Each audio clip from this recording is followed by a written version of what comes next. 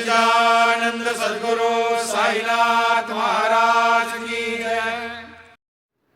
சாய் பக்தர்கள் அனைவருக்கும் அன்பான வணக்கங்கள். ஸ்ரீ ஷீரடி சாயி சகஸ்ரநாமாவளியின் விரிவுரை கேட்டுக்கொண்டிருக்கிறோம்.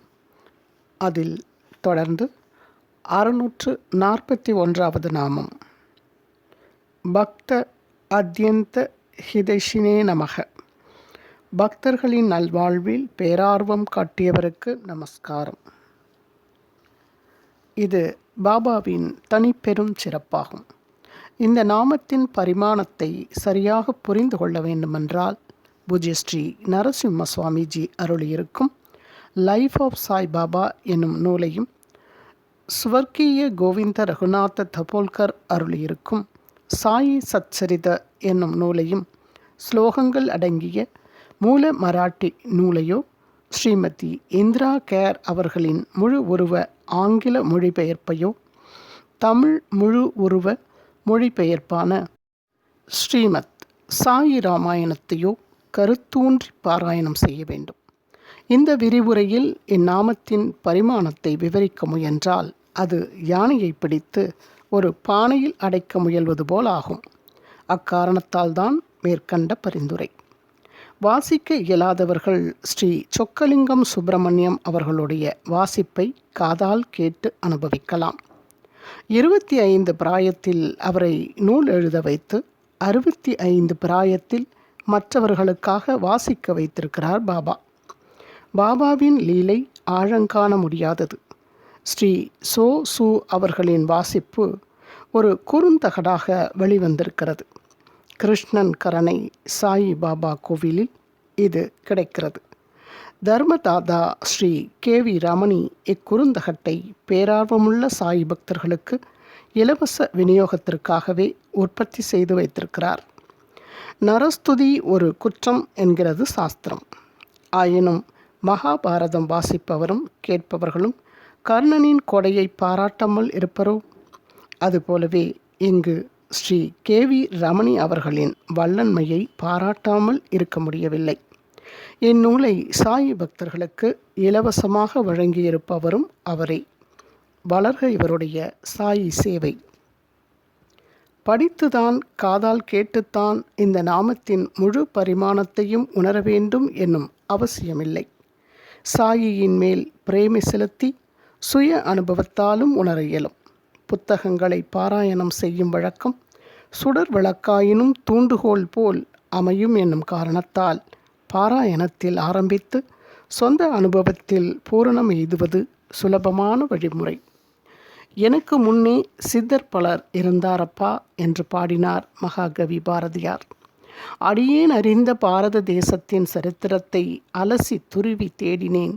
தேடிப்பிடித்தோ வலுக்கட்டாயமாக அழைத்து வந்தோ உலகியற் பலன்களை கொடுத்து ஆசை காட்டியோ, சிலருக்கு உலகியற் பலன்களை மறுத்தோ, சிலருக்கு அடி உதை கொடுத்தோ, செல்வத்தை கொடுத்தோ, வறுமையில் வாடவிட்டோ, தற்கொலை முயற்சியை தடுத்தாட்கொண்டோ, மரண விபத்தை தவிர்த்தோ, ஆட்டங்கள் காட்டியோ, பாட்டுக்கள் பாடியோ, வம்புக்கு இழுத்தோ, வாய்ச்சண்டை போட்டோ, அறங்காட்டியோ மரங்காட்டியோ, அற்புதங்கள் காட்டியோ, நோய் தீர்த்தோ, நோயை தம்மேல் ஏற்றுக்கொண்டோ, அன்னதானம் செய்தோ, அரசாங்கத்தின் அராஜகத்திலிருந்து காப்பாற்றியோ, பரீட்சையில் வெற்றி பெறச் செய்தோ, உத்தியோகம் வாங்கி கொடுத்தோ, பகவத்கீதைக்கு பாடம் சொல்லியோ, ஸ்ரீராம நவமியையும் சந்தனக்குட ஊர்வலத்தையும் ஒன்றிணைத்தோ, திருக்குரான் ஓதியோ ஓத வைத்தோ, பக்தனை விரட்டியடித்தோ, அனைத்து தாங்கியோ, சோதனை செய்தோ, வேதனை தீர்த்தோ, ஜாதிமத இன குல வித்தியாசம் பாராமல் எப்பாடுபட்டாவது மக்களுக்கு நல்வாழ்வும் ஆன்மீக முன்னேற்றமும் அருளிய ஞானியோ சித்தரோ என் கண்களுக்கு புலப்படவில்லை. இக்கூற்றை மற்ற ஞானியர்களின் தரம் குறைவு என புரிந்து கொள்ளலாகாது. அவ்வாறு மதிப்பிடுவது அபச்சாரம். ஒவ்வொரு ஞானிக்கும் ஓர் அவதார நோக்கம் உண்டு. அது நிறைவேறியவுடன் அவர் இடத்தை காலி செய்து விடுகிறார். 1000 நாமங்களால் சாயியை போற்றி பாடிய சுவாமிஜி இந்த நாமத்தில் பாபாவின் அவதார நோக்கத்தையும் தனிப்பெரும் கருணையையும் ரத்தினமாக பதித்திருக்கிறார். என்னுடைய கஜானா திறந்திருக்கிறது, வண்டி வண்டியாக வாரிச் செல்லுங்கள் என்று வாய் வார்த்தையாக மட்டும் சொல்லாமல் வாரி வாரி வழங்கும் வள்ளல் அல்லரோ ஷிரடியின் சுல்தான். ஜெய் ஸ்ரீ சச்சிதானந்த சத்குரு சாய்நாத் மகாராஜ் கி ஜெய். ஜெய் ஸ்ரீ நரசிம்ம சுவாமிஜி கி ஜெய். 642வது நாமம். பக்த ஆசிரித தயாபராய நமக. பக்தர்களால் நாடப்படும் தயையின் எல்லைக்கு நமஸ்காரம். ஆரம்ப காலத்தில் பாபாவின் படங்களையும் சிலைகளையும் பார்த்தபோது கராரும் கண்டிப்பும் மிகுந்த வெட்டு ஒன்று துண்டு இரண்டு எனும் சுபாவமுடைய ஒரு சித்தரே என் கண்களுக்கு தெரிந்தார். காலப்போக்கில் உள்ளே செல்ல செல்ல காரணம் ஏதும் தேடாத கருணைக் கடலை தவிர வேறொன்றும் தெரியவில்லை. இது ஓர் ஆனந்தமான அனுபவம், வார்த்தைகளால் விவரிக்க இயலாது. ஒருவேளை ஆரம்ப காலத்தில் அடியேனை ஈர்ப்பதற்காக முகம் பார்க்கும் கண்ணாடியாக மாறி என்னையே எனக்கு காட்டினாரோ, கிழவனாரின் லீலை ஆழங்காண முடியாததன்றோ. 643வது நாமம். பக்த அர்த்தம் திருத தேகாய நமக. பக்தர்களுக்காக உடல் எனும் ஆடையை அணிந்து கொண்டவருக்கு நமஸ்காரம். இறைவன் பக்தர்களுடைய நல்வாழ்வுக்காகவே அவதாரம் செய்கிறான். பாரதா, எப்பொழுதெல்லாம் அறம் அழிந்து போய் மரம் மேலெழுகிறதோ அப்பொழுதெல்லாம் என்னை நான் பிறப்பித்துக் கொள்கிறேன். நல்லாரை காப்பதற்கும் கெட்டவரை கரம் தொடுக்குவதற்கும் தர்மத்தை நிலைநாட்டுவதற்கும் யுகந்தோறும் நான் அவதரிக்கிறேன். அர்ஜுனா, இங்கனம் எனது திவ்ய பிறப்பையும் செயலையும் உள்ளபடி அறிபவன் உடலை நீத்தபின் மறுபிறப்பு எய்துவதில்லை, என்னையே அடைகிறான். ஸ்ரீமத் பகவத்கீதை அத்தியாயம் 4 ஸ்லோகங்கள் 7, 8 மற்றும் 9. 644வது நாமம். பக்த அர்த்தம் தக்த ஹஸ்தகாய நமக. பக்தனுக்காக பக்தனை காக்க வேண்டி தம் கையை எரித்து கொண்டவருக்கு நமஸ்காரம். 645வது நாமம். பக்த பராகதையே நமக. பக்தர்களின் வீடு பெற்றுக்கு வழிவகுப்பவருக்கு நமஸ்காரம். 646வது நாமம்.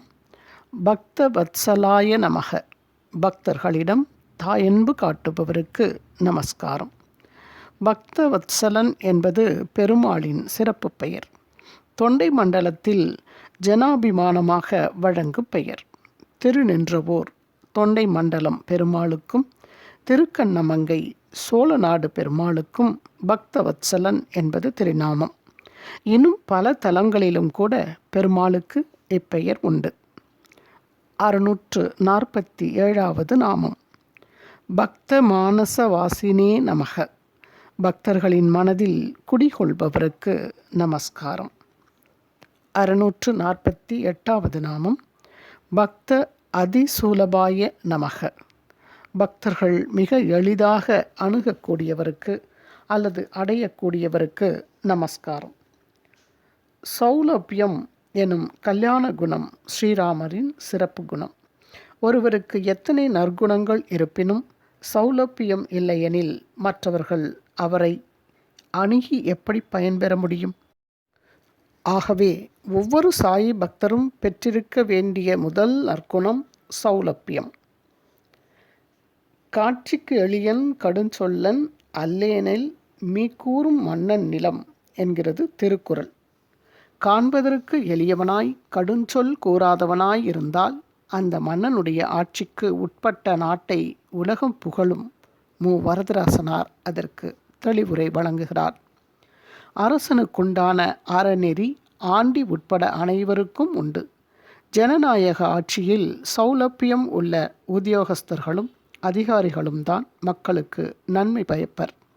சௌலபியம் அற்றவர்களால் காகிதத்தை நகர்த்த மட்டும்தான் இயலும். 649வது நாமம். பக்த பவாப்தி போதாய நமக.